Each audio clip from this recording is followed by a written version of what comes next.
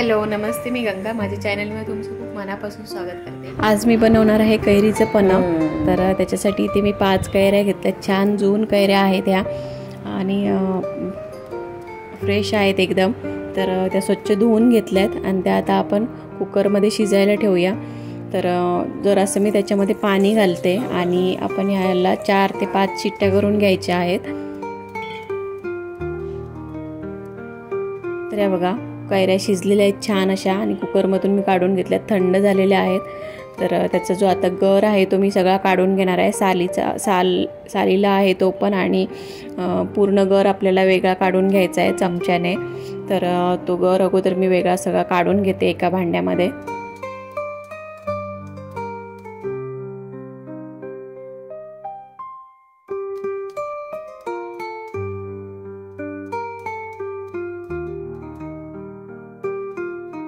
हे बघा इथे मी गर सगळा वेगळा काढून घेतलेला आहे पूर्ण आणि किती छान कलर आलाय त्याला.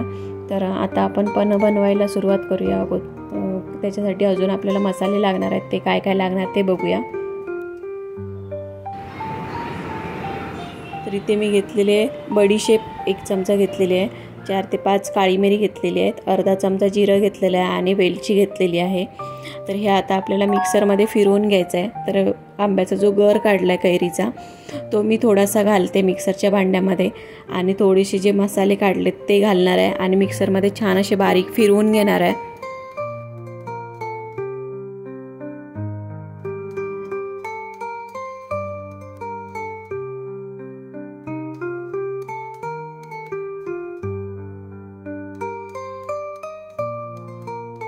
तर हे बघा मिक्सरमध्ये छान फिरवून घेतलं. ह्याच्यामध्ये मी पाणी वापरलेलं नाही आहे. तर हे आपण चाळणीने आता गाळणीने गाळून घेऊया किंवा तुम्ही नाही गाळलं तरी चालेल, तसंच ठेवलं तरी चालेल. तर ज्या भांड्यामध्ये मी हे शिजवणार आहे त्याच भांड्यामध्ये मी गाळून घेतलं आहे आणि त्याच्यामध्ये चवीनुसार आपल्याला मीठ घालायचं आहे आणि त्याच्यामध्ये आपल्याला गूळ घालायचा आहे किंवा तुम्ही साखरेचा वापर पण करू शकता तुमच्या आवडीनुसार.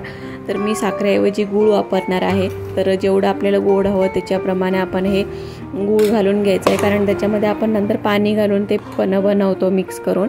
तर त्याच्यासाठी आपल्याला जास्त गूळ किंवा साखर लागणार आहे.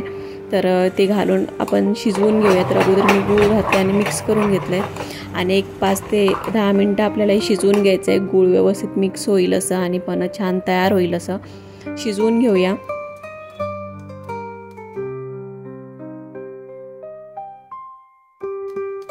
तर एक 10 मिनटं शिजवल्यानंतर बघा पन्ह आपलं छान शिजत आलेलं आहे आणि घट्ट झालं आहे थोडंसं. तर तुम्ही इथे थोडंसं पाणी वापरलं तरी चालेल, कारण थंड झाल्यावर अजून जरा ते घट्ट होईल. तर आता आपण हे गॅस बंद करूया आणि थंड करून घेऊया. तर हे बघा थंड झालेलं आहे पन्ह आणि बऱ्यापैकी घट्ट झालेलं आहे. ते मी आता एका बरणीमध्ये भरून ठेवते आणि पन्ह बनवण्यासाठी इथे मी काचेचा ग्लास घेतला आणि त्याच्यामध्ये आपण ते 2 चमचे घालून घेते आणि त्याच्यामध्ये आपण बर्फ घालून मग पाणी घालून मिक्स करूया. आता आपण ह्याच्यामध्ये बर्फ घालूया थोडासा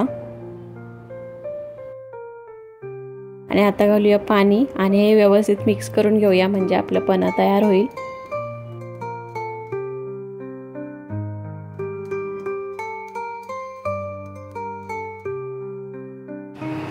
तर हे बघा थंडगार असं आपलं पन्ह तयार झालेलं आहे.